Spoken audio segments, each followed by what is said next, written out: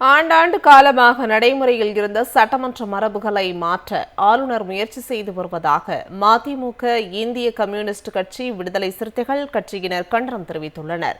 பாஜக ஆளாத மாநிலங்களில் புறவாசல் வழியாக வந்து பாஜக குடைச்சல் தந்து வளர்ச்சியை தடுக்கிறது என்றும், தமிழர்கள் மீது தேசிய அளவில் வன்மத்தை கக்கும் வகையில் பொய்யான பிம்பத்தை உருவாக்க முயற்சித்து வருவதாகவும் அவர்கள் கண்டனம் தெரிவித்தனர்.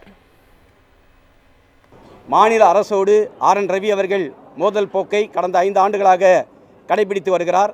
இன்றைக்கு பிஜேபி ஆட்சி செய்யாத எதிர்க்கட்சிகள் ஆட்சி செய்கின்ற மாநிலங்களில் ஆளுநர்களை வைத்து புறவாசல் வழியாக அந்த மாநில அரசுகளுக்கு குடைச்சலை கொடுப்பதும், அதே போல மாநில அரசுடைய வளர்ச்சி திட்டங்களுக்கு இன்றைக்கு முட்டுக்கட்டையாக இருக்கின்றன. அவ்வாறு தொடர்ந்து தமிழ்நாட்டு மக்களுடைய வளர்ச்சிக்கும் அதே போல தமிழ்நாட்டின் வளர்ச்சிக்கும் தமிழக ஆளுநர் முட்டுக்கட்டையாக இருக்கிறார். ஆகவே தொடர்ந்து தமிழ்நாட்டு நலனுக்கு எதிராக இருக்கின்ற தமிழக ஆளுநர் ரவி அவர்களை குடியரசுத் தலைவர் அவர்கள் திரும்பப் பெற வேண்டும் என்று இந்திய கம்யூனிஸ்ட் கட்சியின் சார்பாக தெரிவித்துக் கொள்கிறோம். தமிழ்த்தாய் வாழ்த்து பாடப்பட்டு நாட்டுப்பண் இசைக்கப்படுவது இறுதியாக என்பது தமிழகத்தில் 100 ஆண்டு காலமாக தொடர்ந்து கடைபிடிக்கப்பட்டு வருகிற நடைமுறை.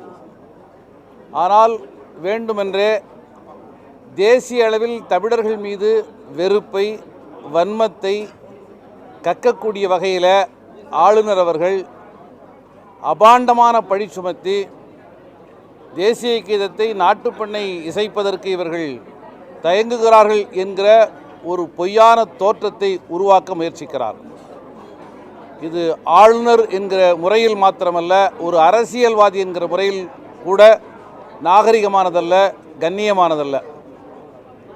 இவ்வளவு மோசமான வெறுப்பை உமிழ்கிற தமிழக ஆளுநர் RN ரவி அவர்களை விடுதலை சிறுத்தைகள் கட்சியின் சார்பில் வன்மையாக கண்டிக்கிறோம்.